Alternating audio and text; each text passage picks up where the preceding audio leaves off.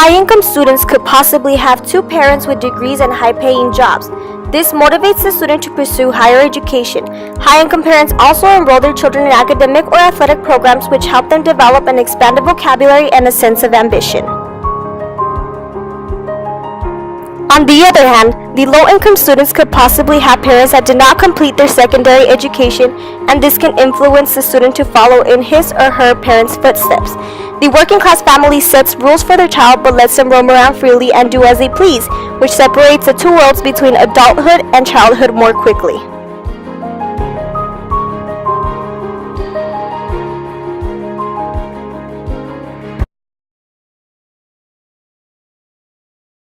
Pretending as if we don't know that kids in lower income communities have less well-prepared teachers. So we need schools that are student-centered and always factor in the human element. So we need to adapt to the students rather than always want the kids to adapt to us.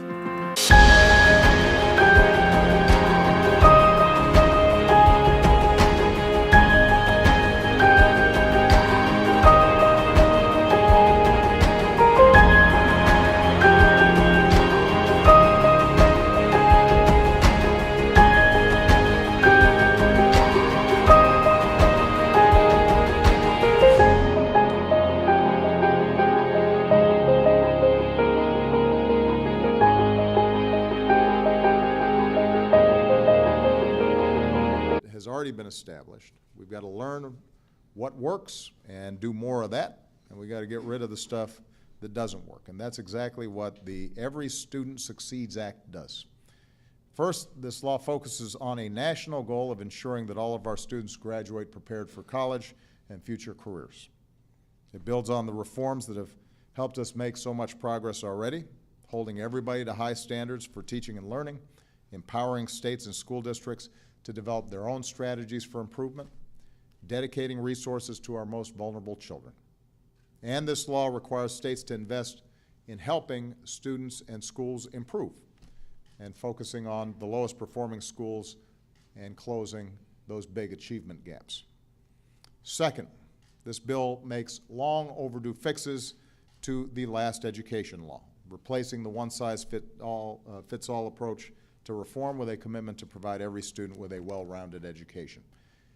It creates real partnerships between the states, which will have new flexibility to tailor their improvement plans, and the federal government, which will have the oversight to make sure that the plans are sound.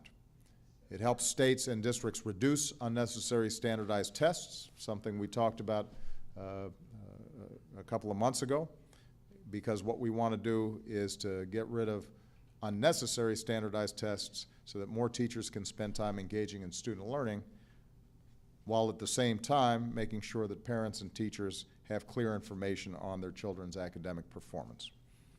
Number three, we know that the early years can make a huge difference in a child's life.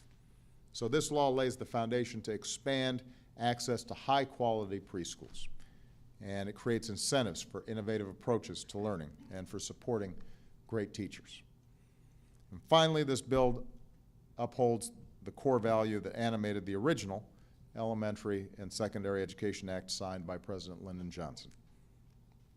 The value that says education, the key to economic opportunity, is a civil right. With this bill, we reaffirm that fundamentally American ideal that every child, regardless of race, income, background, the zip code where they live, deserves the chance to make out of their lives what they will.